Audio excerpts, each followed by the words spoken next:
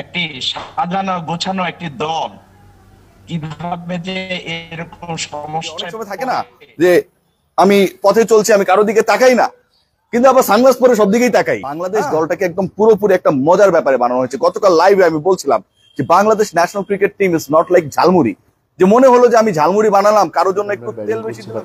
মনে হয়নি জিতার জন্য খেলছি, আমরা সেফ ক্রিকেট খেলছি। বেশি এক্সপেরিমেন্ট করলে কিন্তু ফলটা ভালো আসে। আসসালামু আলাইকুম সুপ্রিয় দর্শক বন্ধুরা, অবশেষে বাংলাদেশ ক্রিকেট টিমের এমন বেহাল দশাকে কেন্দ্র করে একের পর এক যেন আলোচনা এবং সমালোচনা থামছেই না।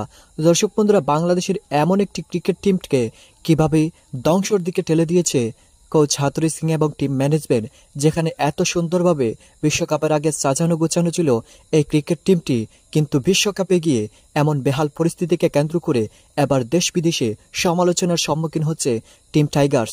দর্শক বন্ধুরা, এবার টিম টাইগার্সকে নিয়ে মুখ খুলেছেন বিসিবির কর্মকর্তা আকরাম খান এবং সেই সাথে সেই সকল বিষয়গুলোকে কেন্দ্র করে অত্যন্ত চমৎকার কিছু তথ্য দিয়েছেন রিয়াসত আজিম ভাই, এবং তিনি একে একে দেখিয়ে দিয়েছেন কিভাবে এই কালো চশমা পরা এই কোচ হাতুড়ি সিংই বাংলাদেশ টিমকে ধ্বংসের দিকে ঠেলে দিয়েছে। দর্শক বন্ধুরা, আপনাদের মাঝে অত্যন্ত চমৎকার কিছু ভিডিও তুলে ধরেছি, আপনারা সেই ভিডিওগুলো দেখলে এই সকল বিষয়গুলো পরিপূর্ণ বুঝতে পারবেন। তো দর্শক বন্ধুরা, চলুন আমরা সেই সকল কথাগুলো শুনে নেই। যে অনেক সময় থাকে না যে আমি পথে চলছি, আমি কারোর দিকে তাকাই না, কিন্তু আবার সানগ্লাস পরে সব দিকেই তাকাই। হ্যাঁ, তো এই টাইপের লোকদেরকে নিয়ে আসলে ডিফিকাল্ট, যে আসলে এদের ক্যারেক্টারটা বোঝা যায় না। What actually they want to do, what is their planning, how they are going on. Bangladesh দলের সমস্যার জায়গাটা আসলে সেই জায়গাটায়।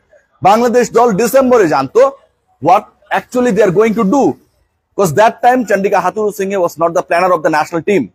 বাংলাদেশ দল এশিয়া কাপে জিতেছে অনলি ফর সাকিব আল হাসান, একাই ডেলিভার করেছেন। কিন্তু এর বাইরে বাংলাদেশের পারফরমেন্সটা কোথায়? হয় এমন ভাবে খেলতে হয় বাংলাদেশ দলকে, যেখানটায় হচ্ছে ওয়ান ম্যান আর্মি হিসেবে কেউ আবির্ভূত হবেন, পুরো দলকে বাঁচিয়ে দেবেন, অথবা পুরো টিম গেম খেলতে হবে। কারণ ওয়ান ম্যান আর্মি হিসেবে ইন্ডিয়ার এগেনস্টে আপনি যার উপর সবচেয়ে বেশি আস্থা রাখেন, যার উপর আপনার সবচেয়ে বড় বাজি, সেই সাকিব আল হাসান তো খেলবেন কিনা এখন পর্যন্ত আমরা কনফার্ম না, বিকজ অফ হিজ ইনজুরি। আবার একই সাথে টিম গেম যদি আপনি খেলতে চান, বাংলাদেশ দলকে এই মুহূর্তে টিমের অবস্থায় রয়েছে। বাংলাদেশ দলকে নিয়ে যেই ধরনের গুবলেট পাকানো হয়, পুরো দলটাকে যেভাবে মিসম্যানেজ করা হচ্ছে, বাংলাদেশ দল আসলে কি সেই টিমের অবস্থায় রয়েছে? আমি কোন পার্টিকুলার ক্রিকেটারের দোষ দিব না। অনেকেই ট্রল করছেন, তানজিদ তামিম ব্যাট করতে পারছেন না, খারাপ পারফরমেন্স করছেন। ভাই, ছেলেটার বয়স কত বলেন? একটা ইয়াং ছেলে, ওকে ধরে বিশ্বকাপের দলে ঢুকাই দেওয়া হয়েছে এবং তাকে মোটামুটি মাথার মধ্যে ইনজেক্ট করা হয়েছে যে you are the replacement of senior Tamim Iqbal. এটা হয়? এটা হয় না। জুনিয়র তামিম ইকবালের থেকেও বেটার ব্যাটার হবে, ডেফিনেটলি হবে একটা সময়। কিন্তু তাকে যেভাবে খেলানো হয়েছে, যেই পরিস্থিতিতে খেলানো হয়েছে, কোনো ব্যাকআপ নাই।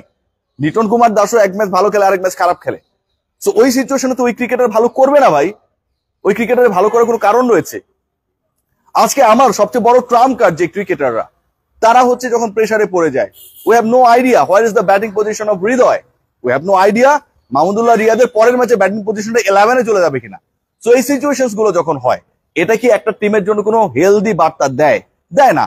সো বাংলাদেশ দলের সবচেয়ে বড় সমস্যার জায়গা যেটা, বাংলাদেশ দলের সবচেয়ে ইনকনসিস্টেন্সির জায়গা যেটা, সেটা হচ্ছে তাদের প্ল্যান গুলো ফ্ল্যাকচুয়েট করে। And that's why after winning 3 out of 4 matches against India, recent পাস্টের সবশেষ এনকাউন্টারে যাতে আমরা হারিয়েছি, পুনেতে আমরা ধুকছি, আমরা টেনশন করছি, আমরা সংবাদ কর্মীদের দেখলে ভয় পাচ্ছি, আমরা পালিয়ে বেড়াচ্ছি, আমরা কমপ্লেইন করছি, এটা কোনোভাবে একসেপ্টেড না। বাংলাদেশ দলটাকে একদম পুরোপুরি একটা মজার ব্যাপারে বানানো হয়েছে। গতকাল লাইভে আমি বলছিলাম যে Bangladesh national cricket team is not like jhalmuri, যে মনে হলো যে আমি ঝালমুড়ি বানালাম, কারোর জন্য একটু তেল বেশি দিলাম, কারোর জন্য একটু মরিচ বেশি দিলাম, কেউ পেঁয়াজ খেতে চায় না, মুখ গন্ধ করে, সে কারণে সেটা দিলাম না, কাউকে একটু চানাচুর মিক্স করে দিয়ে দিলাম, তারপর ঘুমনি করলাম। তো ন্যাশনাল টিমটাকে নিয়ে তো তাই করা হচ্ছে, যখন যা খুশি তাই করা হচ্ছে। যেন প্রতি ম্যাচে বাংলাদেশ দলের কাস্টমার চেঞ্জ হয়ে যাচ্ছে, সাপোর্টার চেঞ্জ হয়ে যাচ্ছে, যে কারণে পুরো দলের পুরো চেহারাকে বদলে ফেলা হচ্ছে। ক্রিকেটাররা ভাই খেলতে যায়, অভিনয় করতে যায় না। যে আজকে আমি শাহরুখ খান হচ্ছে জওয়ান মুভি দেখেছেন মনে হয় অনেকেই, যে তার হচ্ছে ডাবল ক্যারেক্টার, শাহরুখ হচ্ছে একবার ইয়াং থাকে, একবার হচ্ছে বুড়ো শাহরুখ থাকে, তাই না? সো এরকম করে ক্যারেক্টার চেঞ্জ করে, যে আজকে আমার মিরাজ হচ্ছে 3 নাম্বার, পরের দিনে শাহরুখ খান হয়ে গিয়ে সে 5 নাম্বার হয়ে গেল। এভাবে কি হয় রে ভাই? এভাবে তো ক্রিকেটটা হয় না। This is not the movie, this is reality. Of course entertainment, but it's hour emotion. সবার ইমোশন। লজিক্যালি চলেন, লজিক্যালি তো চলেন না। যেভাবে আমরা ব্যাটিং করছি বাট মনে হয়নি জিতার জন্য খেলছি, আমরা সেফ ক্রিকেট খেলছি। বেশি এক্সপেরিমেন্ট করলে কিন্তু ফলটা ভালো আসে না। আমি রিয়েলি ভেরি আপসেট। এই ব্যক্তি সং সেজে আনন্দ দিচ্ছেন অন্যকে, আর বিশ্বকাপে বাংলাদেশ দলের যেন একই অবস্থা, চলছে রীতিমতো সার্কাস। তবে মাঠের পারফরমেন্সে নয়, মাঠের বাইরের আলোচনা সমালোচনায়।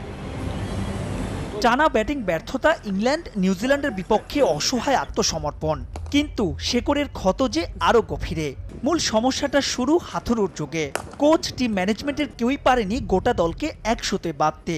ফলে বিশ্বকাপের আগে অযথাই বেড়েছে হ্যাপেনিং সংকট, ঘরের কথা জেনেছে পরে।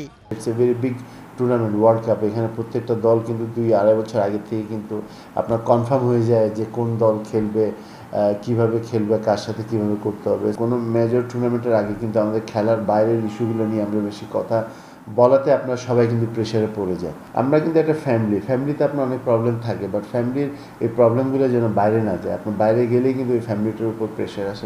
অথচ উপমহাদেশের হাতের তালুর মতো চেনা কন্ডিশনে আসর। ম্যানেজমেন্টের অতিরিক্ত পরীক্ষা নিরীক্ষায় ডেকে এনেছে সর্বনাশ। দায় এড়াতে পারেন না ক্রিকেটাররাও।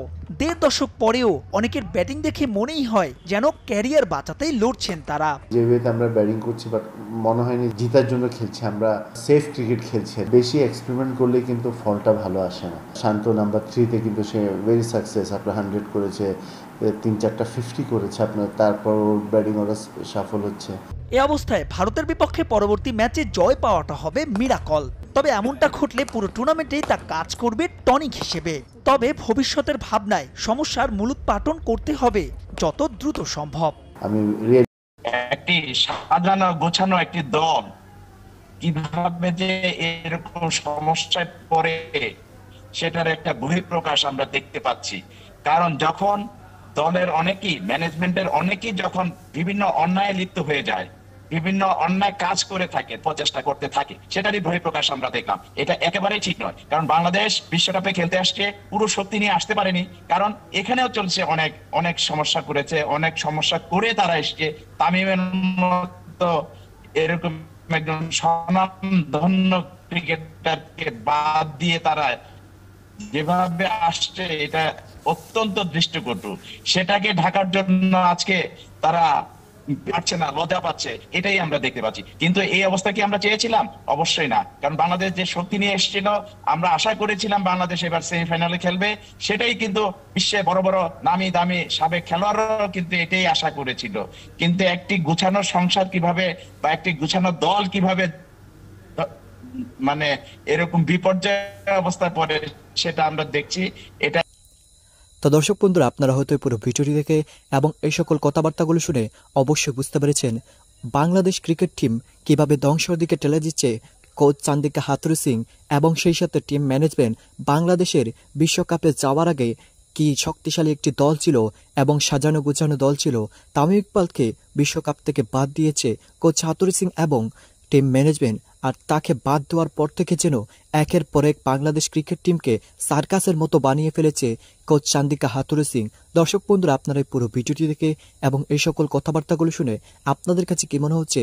তাহলে কি কোচ চান্দিকা হাথুরু সিং এর এমন বেলকিতে বাংলাদেশ ক্রিকেট টিমের এমন বেহাল দশার মূল কারণ হয়ে উঠেছে? দর্শক বন্ধুরা, আপনাদের মতামত কমেন্ট বক্সে জানিয়ে দিবেন। তো ভালো থাকুন, সুস্থ থাকুন। আল্লাহ হাফিজ। আসসালামু আলাইকুম রহমতুল্লাহি ওয়া বারাকাতুহু।